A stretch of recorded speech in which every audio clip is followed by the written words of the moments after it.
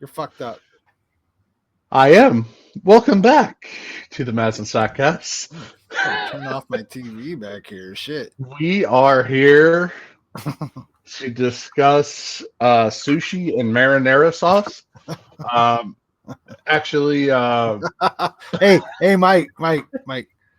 I'm thinking of a color. Can you guess what it is? It's yellow. what's that? Fucking your boy Jericho. You haven't seen him? Oh, My god. the jacket. It's Oh, yellow. my boy. Your boy. Well, Hey, he's your boy. He's your boy. we will absolutely get there. Hey, can I just real quick before we really get into this, can I just say, Renee, what the fuck are you doing?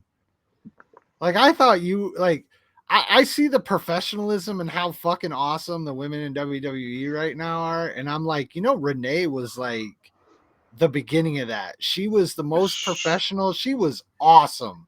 She And like was the network. she could have been on she could be fucking doing ringside on fucking NXT right now, Like it's just disappointing. That's all, because her talents are being absolutely fucking wasted. Not nearly as much as MJF's, but Well, All In 2024. yeah. 6 hours of something. Professional wrestling and whatever Okada does. You know what? If you take the professional away, that's probably what it is. Hey, if you guys didn't know, you're gonna know by the end of this show. We don't show a lot of respect to AEW over here. We call it like we fucking see it, and so strap on. I mean, in. Yeah, unbiased and Yeah, because you watch it and you've been watching it. You've never stopped watching it, except for that time period where you stopped watching it because it was dog shit. That would be always. Oh, yeah, I forgot. This is a form of self-torture. Like, this is flagellation. All right, so it was 11 a.m. This started with 0 hour, which was 2 hours. So I don't know how that worked. Well, we get a 2-hour pre-show for a pay-per-view, right? Yeah, but why? Let's just call it 0 hour. Compare. We'll compare it to SummerSlam. Did they have matches during this 2-hour 0 hour? All right, so about an hour of hype for the matches on the show, and then all of a sudden they're like, we just got word from Tony Khan that there is another match added to 0 hour. Yeah, and it is a 16-man tag match. Wait, so we just got word that 16 guys just showed up in London. Oh, fantastic.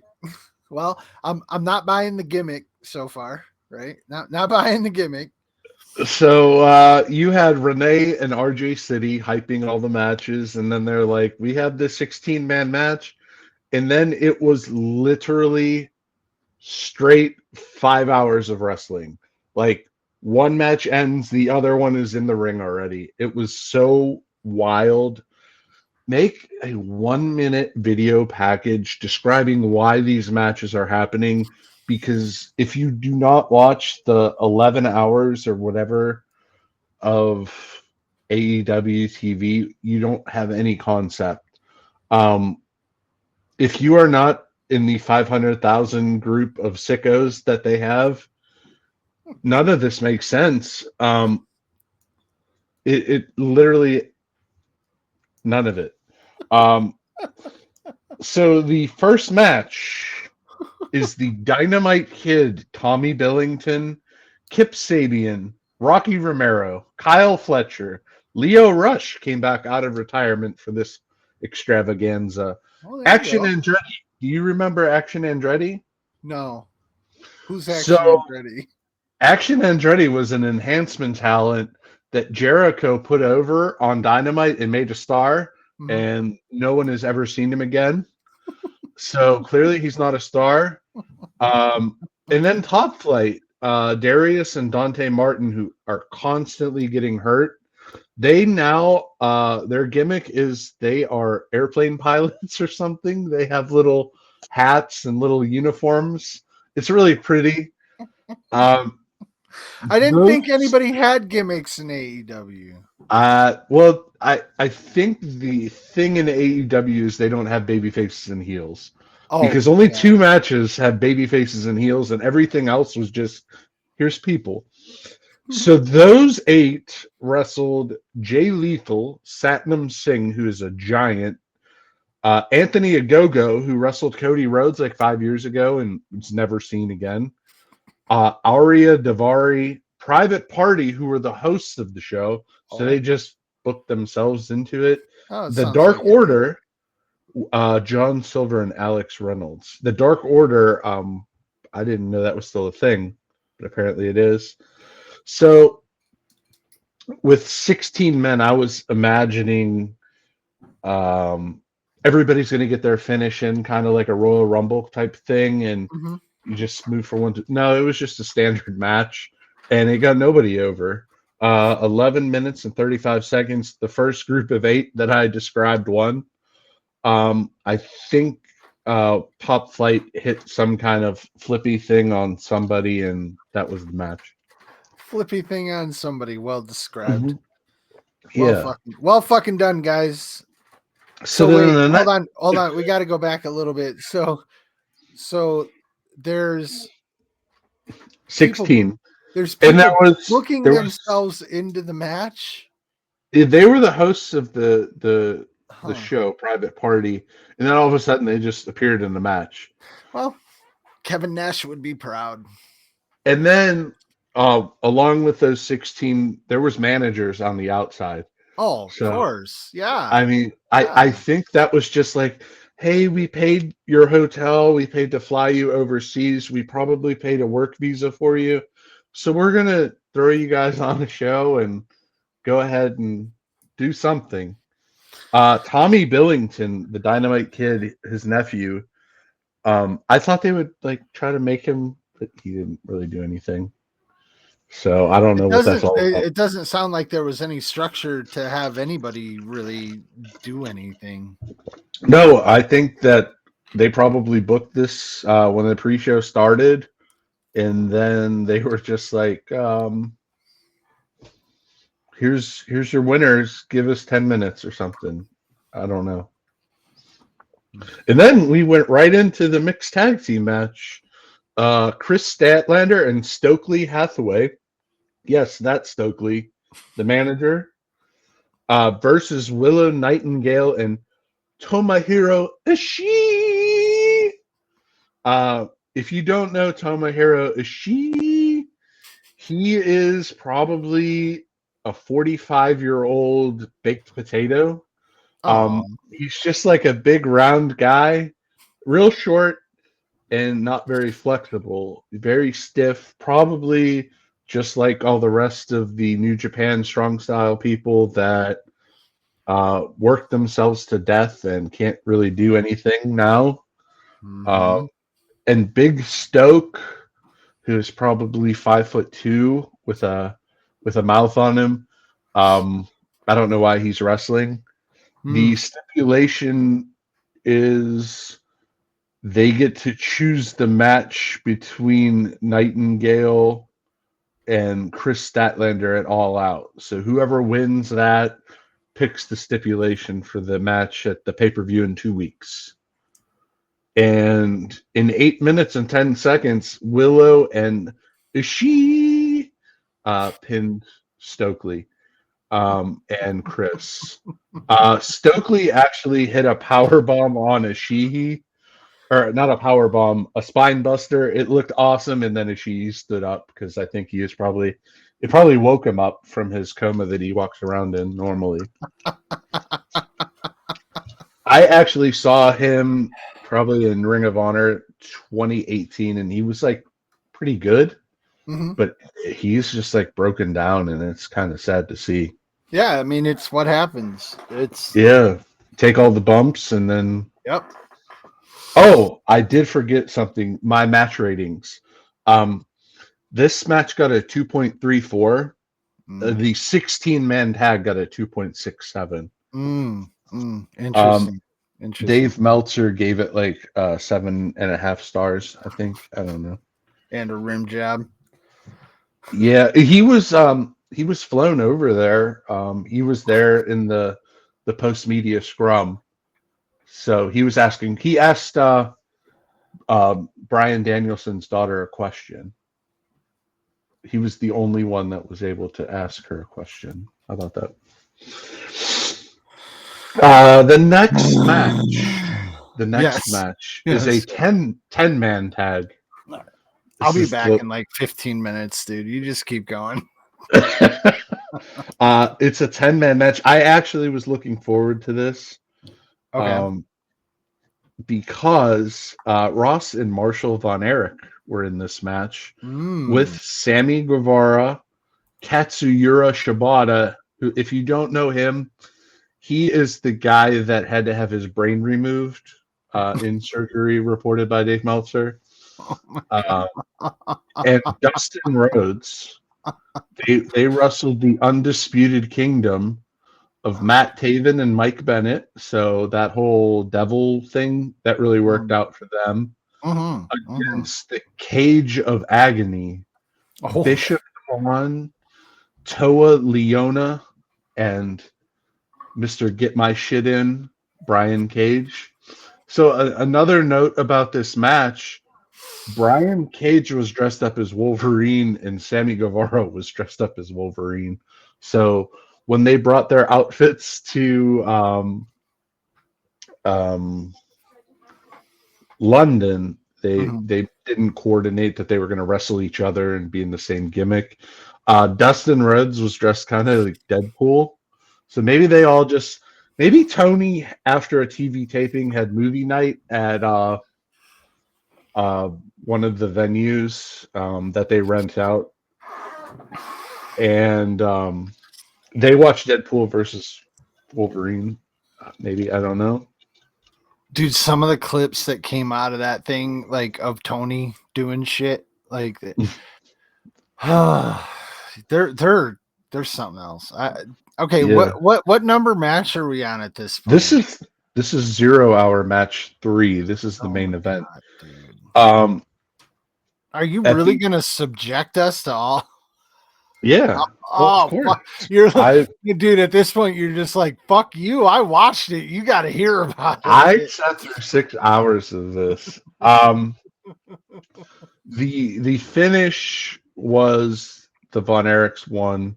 After the match, Kevin came in and they all put the claws on the heels, maybe, if that's what they were.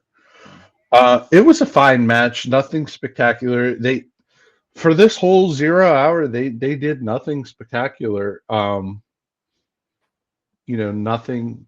It was just basic TV matches. Okay. It's always cool that the Von Erichs, they got a nice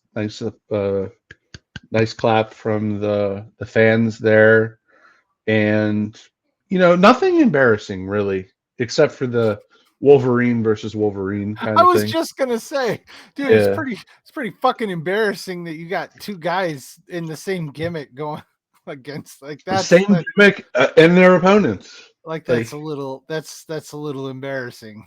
Yeah. I gave this match a 2.78 just because of Kevin and the Von Erichs. Now we go live. We're on pay-per-view. I just want to clarify something. How much of the Von Erichs was that, like 0.18 that you gave it because the Von Erichs 0.29 maybe point 2.0 for a Von Erich bump. 2.0.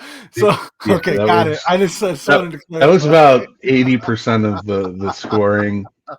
But like I said, it was actually a little fun, kind of fun match. Nothing bad. I like fun matches. Yeah, it's fun. Now, are you ready for this? How they open the show? Oh, I'm so ready. A 4-way London ladder match for the AEW Trios Championship. So that's another 12 people in the ring. Okay. Okay. So you have the Patriarchy, who are the champions, which is Christian Cage, Killswitch, who was the big dinosaur, Yeah. and Nick Wayne, who's 18, with Mother Wayne, who is Nick Wayne's mom, who they just let her dress like Melanie Pullman or whatever. Um, they wrestled the Bang Bang Gang, which is Juice Robinson, Austin Gunn, and Colton Gunn. Juice. Juice, yeah. Remember him? He was good at one Mm-hmm. point. Yeah. They wrestled the House of Black, which is Malachi Black, Brody King, and Buddy Matthews, who's married to Rhea Ripley. Mm-hmm. And the Blackpool Combat Club of Claudio, Wheeler Yuta, and Pac, who is Adrian Neville. Okay. Okay. Oh. Remember him? Oh. Yeah. So he got a big crowd pop because he's from over there. And he was hurt last year because he's in AEW and he couldn't wrestle last year. So after that whole cluster, I liked him though. They didn't know how to use him properly. Yeah, the cruiserweight title. Yeah, and he turned out to be kind of a fucking douchebag, if I remember correctly. There was some shit that happened that got him kind of ousted at the fucking time. But I had something else I was gonna throw in at that point, and then I'm sorry. Keep going. Don't let me interrupt. Are you sure? Yeah. So, in a 12-man ladder match, it was a lot of you do this, you take this bump, and then go rest out on the floor. Spot Nothing. monkey. Yeah, but it wasn't over the top. It wasn't over the top. It was kind of basic. A couple matches, a couple big spots, but nothing overwhelming. 18 minutes, 50 seconds. We have new trios champions, Pac and the Blackpool Combat Club. They won. Neville got there's 3 belts at the top, and Neville grabbed one, and they called the match over. So that was weird. So the Blackpool Combat Club, is that an English reference or well, yeah, Blackpool, England? Okay.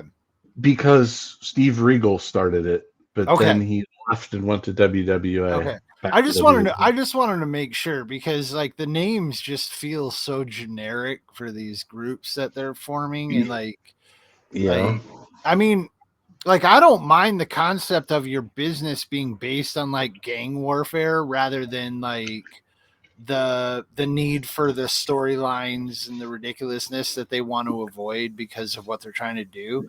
But you got to have some better gangs, man. Well, that is the big problem. There's no defined heels and baby faces. Yeah. And if you're gonna do that, then your little sects have to have their own personalities that the people fit into. At least, like, there has to be a reason for what you're doing. Your group has to have an identity for what they're trying to be, and why your group, this other group, doesn't want them to do what they want to do.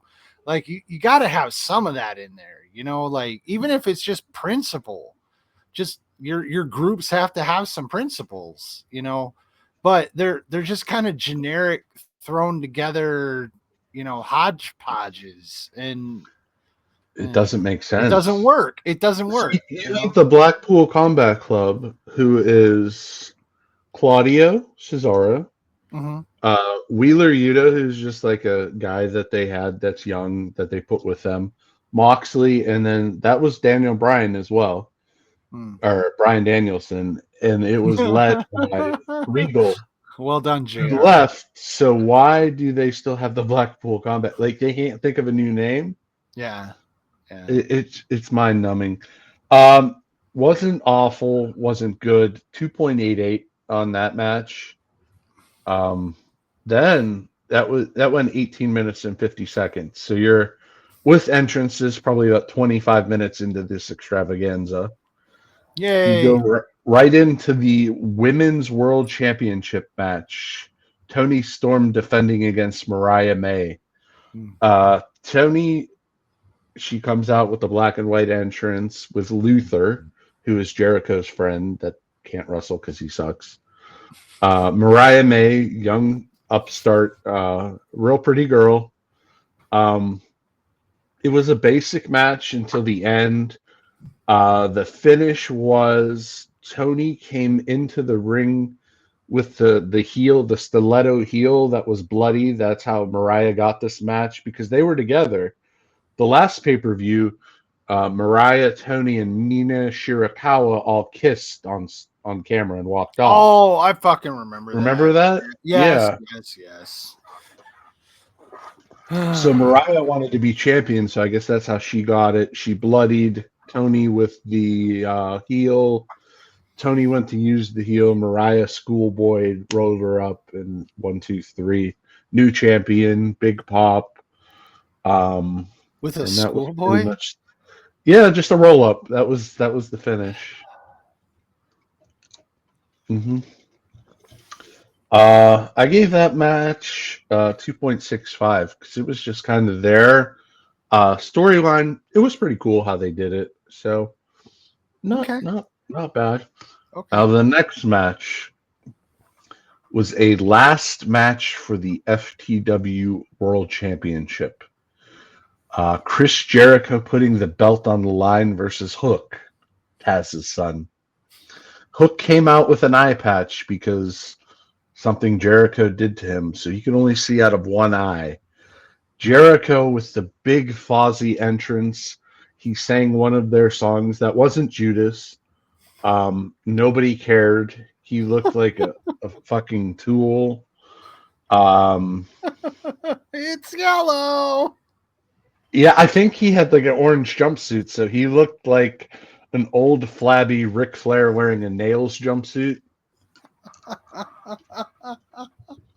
Um, this match Hey, remember went when Jericho was like the first ever fucking AEW champion, double belt holding, winning 2 the matches in undisputed. one night, undisputed? Yeah. Like Jericho out fucking shined The Rock on SmackDown at a point. Like, Oh, that was his debut. dude, like He could. there was a time when Jericho could do no fucking wrong, and now Mhm. he's just I but he's still funny. Like I still I have this struggle with it because I want to shit on him, but I like him so much and I know he's still so good. I don't understand why everything they're doing is so bad.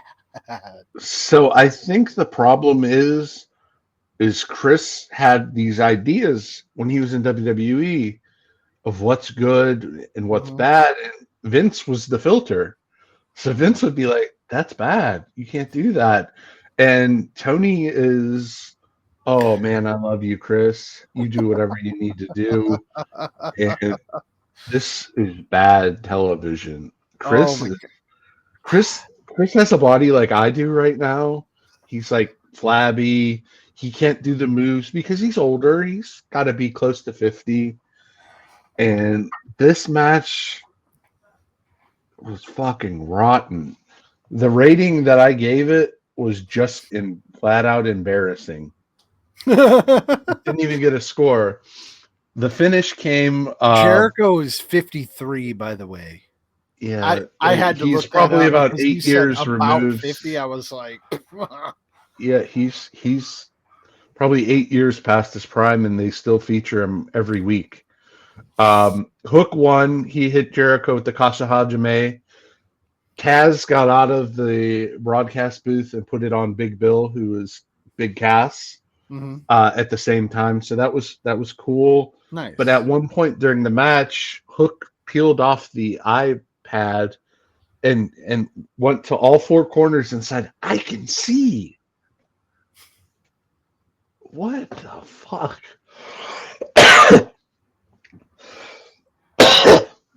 Just what the fuck? I was playing you the whole time. And he's the baby face.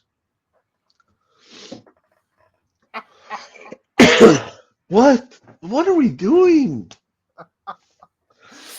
Oh I will my note. god, dude. I will note this. Wembley was not set up as a sellout. They had a lot of it tarped off, but what was there?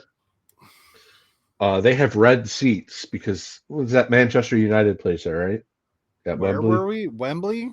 No, they Yeah, don't play there regularly. It's just they do like special. tournament games there and shit. Okay.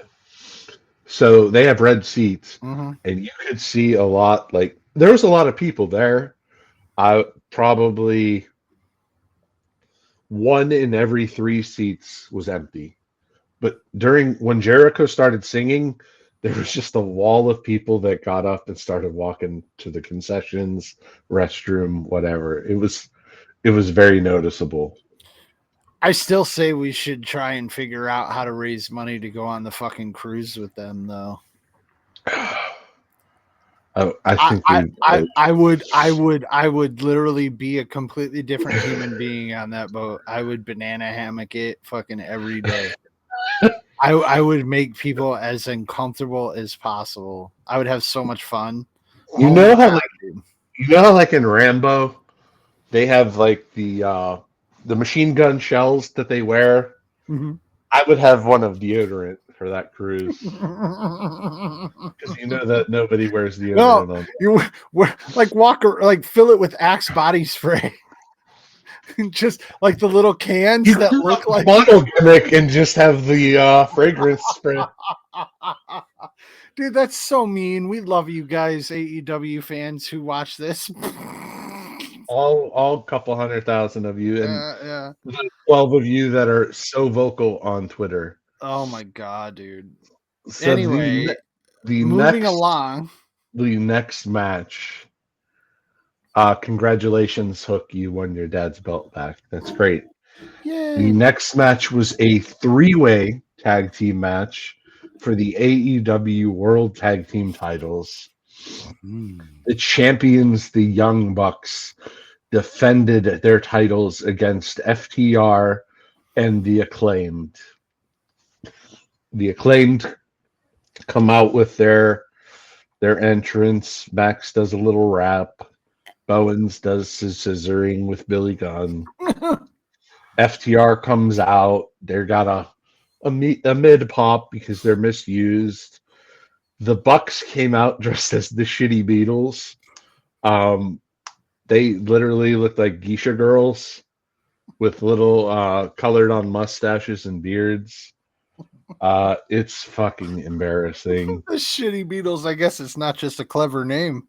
No, not at all. Not at all, Garth. Dude, I mean, come on, bro. I But saw. they wore these little geisha Oh no, I girl saw. outfits. I saw. Yeah, I Yeah, they saw. wore it throughout the match. They even put a little cute video on. Like one of them was looking for their little outfit, and Okada stole it and was wearing. Well, it appears that he has dropped again. That was fun.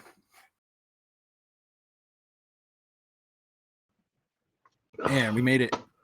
We made it so far through that through this one without that. Oh man, because it's so riveting. You can't lose it. I mean, I was really. I mean, I was clenched to my seat or something like that. I don't fucking know. So of course the Young Bucks, the EVPs have to go over. They pin Dax flatter than a fucking plate of vagina on the just What the fuck? it's rotten, dude. So Dax takes the fall. The Acclaimed go out the ring. Then the grizzled young vets from NXT debut.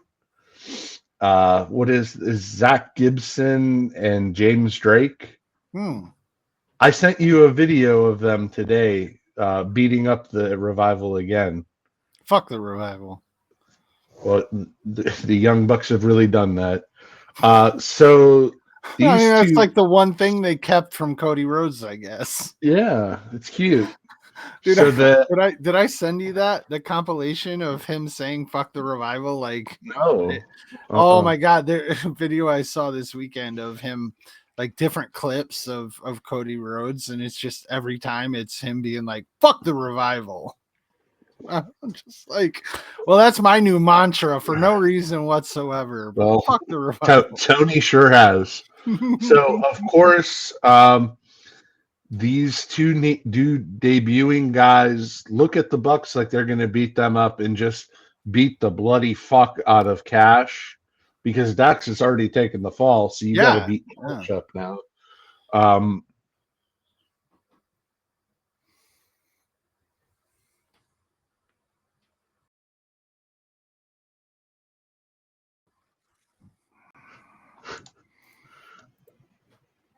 this match got a 1.44 because it's just awesome. Okay. Just great stuff, guys. Why can't I put you in the, like me in the, like you in the, and then me in the, why can't I, wait, why? No, did I fuck it up? I fucked it up. Here, Oh God, there you you go. want Okay. that? You want Yeah. that? Much better. Look at this, all of this. I'll put it back. There we go. All right. What are we up to? The Bucks win. Are we done with the Bucks? Do we have to talk more about the Bucks? No, because they don't deserve it. Okay. All right. The next thing was a casino gauntlet match for a future title shot at the World Championship. So this is Money in the Bank plus Royal Rumble on steroids mixed into one. Fantastic. It's great stuff. There is a clock that does the 10, 9, 8, but it was very inconsistent. At one point, you're going for minutes at a time, and Mark Briscoe comes out. He hits the ring, and then the clock starts again. So it's kind of like they just wanted to shit on Mark Briscoe. But there was, I don't know, 15 people in this thing. Ricochet debuted at one point. Nice. Nigel McGuinness came back to wrestle in it, which Okay. is cool. Yeah. Kyle O'Reilly was in it. I Adam like Kyle Page. O'Reilly. He don't like himself lately. He looks like a Oh. homeless guy, and it's bad. That sucks. Dude, Roddy Strong. he was one of those guys that I just like to watch work. Like he didn't need to be anything other than a worker. You know? No, he was great.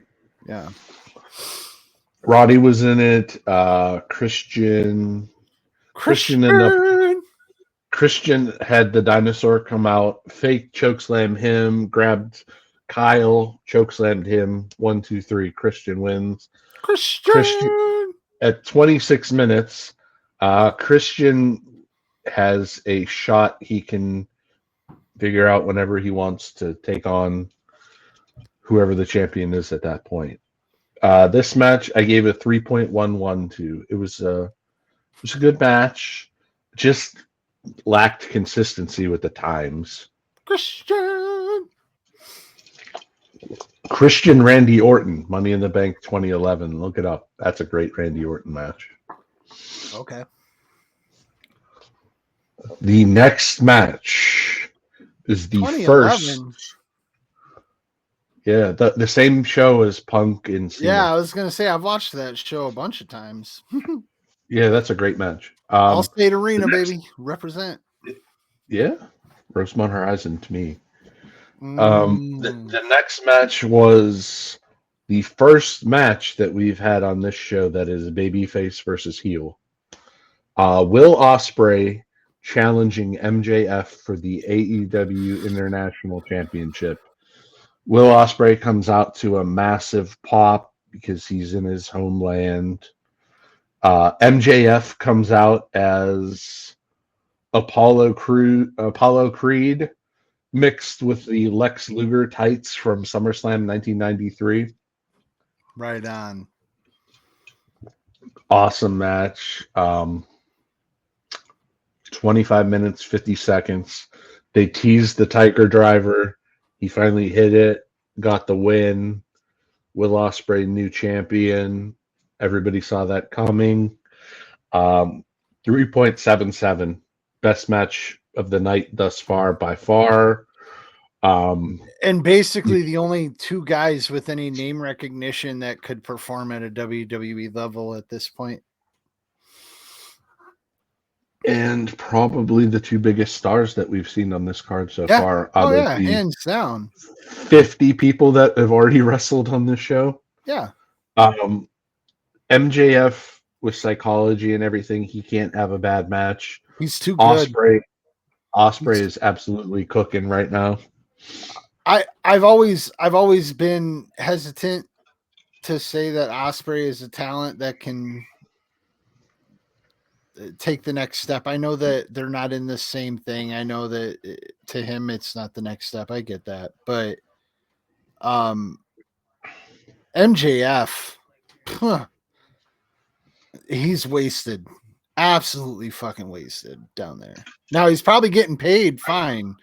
He's probably getting enough money that he doesn't give a shit. But he could be on a level, you know, he could come in and blow away dudes like Seth Rollins, like off the rip, you know, and it won't happen, and it's sad. And it kind of, I'm gonna tangent just a minute, but it kind of reminds me of how I felt about AJ Styles back in the day. Like it's just if AJ, TNA? yeah. I mean, because AJ was probably the best wrestler, like professional wrestler in the world. Yeah. But he, you know, and he made enough money and he was happy. I mean, I know people like, I won't get into it anyway. Like, and from what I understand, he's like a genuinely good dude. So he was happy and that's great. But he almost waited too long. I hope that MJF doesn't, I mean, if he's ever planning on making that jump, then I hope I have they a work. feeling he is. I hope they work something out sooner rather than later. I really do. I mean, there are other guys that, and we're gonna talk about this a little bit probably at the end of this episode before we close it up. But you know, we're gonna be talking about a draft coming up, and there are guys on their roster that I bet if you give them enough of a look, you're like, yeah, I would really like them. But that's these two guys, at least for me, MJF especially, Will Ospreay probably too, but might be a little bit more. He might have to he might have to do an NXT run if he came, honestly. I think just to slow him down and tone him down from killing himself. Exactly. Yeah, and that's important. You know, you got to be able to slow a match down sometimes. You got to be able to show what you're doing. You can't just but whatever. So yeah, these are the two. I don't think you have anybody else. Maybe, but you know, but Swerve. Never mind. Anyway, continue. We'll move on. I did one thing I forgot to mention is a masked man came out and got the distraction of MJF. Pulled the mask off and it was Danny Garcia. You know, noted main eventer Daniel Garcia. So that'll be MJF's next feud. Okay. But take note of that run in because guess what they did in the main event? How that finished. They had a run in to distract from the block. All right. The next match, the AEW TBS Championship. Mercedes Moné with Camille defending against Britt Baker DMD. So this match went 17 minutes, 25 seconds. If this match would have gone... Show. Huh? I said Britt Baker is a smoke show. She is, but her and Mercedes did not mesh well. Go figure. Yeah, I wonder where the problem was there. If this match would have gone 8 minutes, it would have been really good. But 17, it just kept going and going and going. Of course, Mercedes had to get the victory over Britt to maintain her championship and probably have some kind of party in London because she won basic TV match that dragged 2.44 out of And that's 5. your that's your payday. That's your main women's champion. That's your cash cow girl, right? That's your throw all the money at her. Yeah, the same thing. Oh, I did forget to mention in the pre-show, Saraya came out with the whole Night Clan. Oh my said, god, dude. You motherfuckers are not cheering for me in my hometown. This is my house. And Jamie Hayter did a run-in on her. So that was her return after 16 months. I saw that. There's another wasted WWE cast off Saraya. Yeah, she had her own issues though. Yeah. God bless her. I mean, I think we remember what happened with all that. I mean, I know I do. I probably still have it saved somewhere. Easy, big fella. But I'm just saying, like, you know, that's like she had her own thing. I do wonder when it comes to Mercedes, whether or not she's gonna ever admit that she made a mistake, or if she's just gonna take the money and run and just kind of blow it off. You know, it seems like she's kind of in the fuck, you know, WWE suck kind of thing. I don't. It's clearly a mistake on both parties. It's a mistake that she left and that for her career. Absolute mistake for her career that she left. And it's a mistake for them that they paid her what they paid her. Clearly. It's not working. She has the literal go away heat. Nobody wants her. No. And then she just, because the money, she's just going to get thrown down your throat. Yeah, she's one of those people, you know, we talked in the other episode about, you know, Charlotte coming, like when Charlotte comes back, she's going to have to really pick up into the flow. Like she's going to have to evolve to maintain pace with the women's division. I think Bayley's having a bit of an issue with it. But she's in that same boat, and it's like, not only did she choose to just not evolve, she got paid to double down on the shit that WWE has moved away from more and more and more. You know, the ridiculousness, the over the top attitude, hair, nail, like it's all, I mean, I know there are still characters like that, but they're starting to become more and more like of a joke rather than, you know, like even Tiffy got hot for all of like 15 minutes. And then it's like, well, she's kind of whatever. And then she hops on that boat with you know who, and it's like, okay, fuck her. I don't want anything to do with her. She can just like she's just not in the product. She doesn't compute. But anyway, continue. Next match. So no, I want to stay on this topic with Mercedes. I think that her getting on the Mandalorian with just her persona is probably the worst thing that could have happened to her, because now she thinks she's way better than she really is. Oh, he got murked. I was joined. Seeing her interactions with fans and stuff is just like, you're just a person. Mm-hmm. Like, I don't get it. Mm-hmm. But it is what it is. God bless her. The next match was the coffin match for the AEW TNT Championship. Jungle Jack Perry defending against Darby Allin. So at this point of the show, they realized that they were running way over and cut it really short. This match went 10 minutes, 40 seconds. For a coffin match. They went immediately to Jack going under the ring, pulling out a bag of glass. Real glass. Yeah. Immediately. Oh my God, it's real glass. It was probably 30 seconds into this match.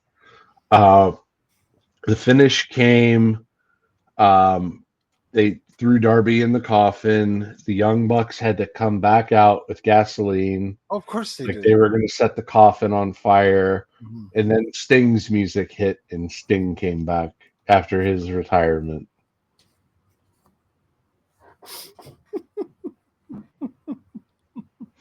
So that match got a 2.22. It was highly rushed. That's the other thing. You literally have 6 hours, and you're not doing anything but going match to match, and you're still not timing these matches. Like the professionalism is just shit. They did not have a segment this year with announcing the great attendance because they're probably embarrassed that they didn't get the 85,000 they had last year, and it's just. I guess Taylor Swift was there the next day, so that there was stuff that had to be closed off, but they didn't sell out what was there. So, yeah. Oh, all right, title versus career. How's this going to end? The career of Bryan Danielson versus the title of Swerve. This was a really, really good match. 26 minutes. Bryan Danielson picks up the W, wins the title. After the match, Bree comes out, celebrates with the kids in the ring. Bree, yes. But they're both from Washington, so they probably know each other. Swerve really didn't have the crowd. This is the first time I've seen him that he really didn't. Nana comes out, does the dance, all that stuff. wait, hold on. I got to go back. You said they're both from Washington. They probably know each other. What are you talking about? Well, they both are from Washington. Like, Who? what's Brian, Swerve and Brian? Okay. Oh So, no, like, you were talking about Bree coming out, and I was like, they're both from Washington. They have kids together. What the fuck are you talking? no. Swerve and Brian. Okay. Fucking Oh, Swerve. I do have the order of entrance into the gauntlet match too. Okay, I don't know. Sorry. Nobody cares. We're way past that. Are you sure? Yes. This is AEW. We care about everything. No, this needs to end. Yeah. So Brian hit him with like 4 or 5 knees after the kicks, got the win. But Adam Page had to come out and distract Swerve for that to happen. Of course. Because you had 2 run-ins and 2 matches. Yeah, so. but Adam Page has to be part of it. Got to be part of it. He's the original. Oh yeah. So I talk shit, but this show wasn't bad. It really wasn't. The Jericho, you take the Jericho and you take the Bucks matches out, and it's a really good show. Okay. But here's my dilemma. I watched the show and I was like, okay, it was a long investment, but I don't want to go, like, I wasn't that into it that, like, I was like, oh, I got to watch TV this week. Right. And there's another pay-per-view next week, and I don't know that I need to watch that. Dude, think about what you just said, though. If you take the Jericho and the Young Bucks stuff out, they are AEW. Yeah. Like, and they're going to keep coming out. Yeah, you're not taking them out. They're running the show. Like, history doesn't repeat itself, but it certainly rhymes, and this shit reeks of just another fall. And that's okay. I'm here for it. Fuck them. Yeah. Fuck them all. I do always hope for a secondary, like another group out there doing it just for the sake of guys being able to get work. Like, I'm all, but they got to be smaller independent things. You're not going to compete on TV because the talent has to pool in one place, man. It's just the way it is. And like from you see from this, they are lacking actual stars.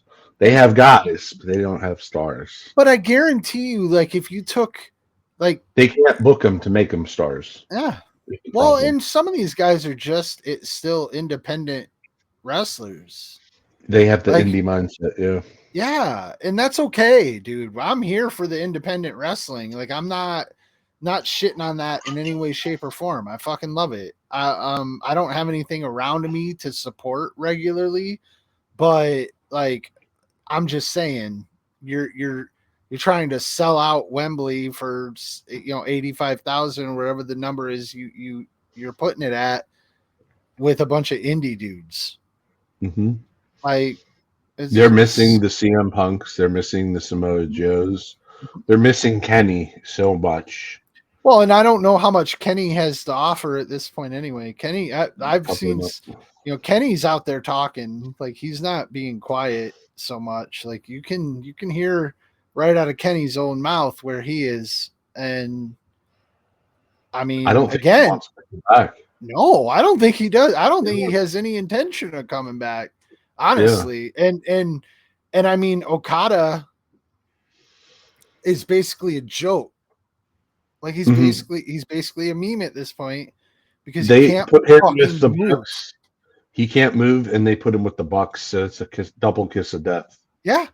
And it's like, dude, you just took one of our generation's, at least, like, top professional wrestlers over, like, during his time, an absolute legend, and you've made him just a fucking joke to the Hmm. American audience. And it's like, it, His debut with the American audience. I feel for him.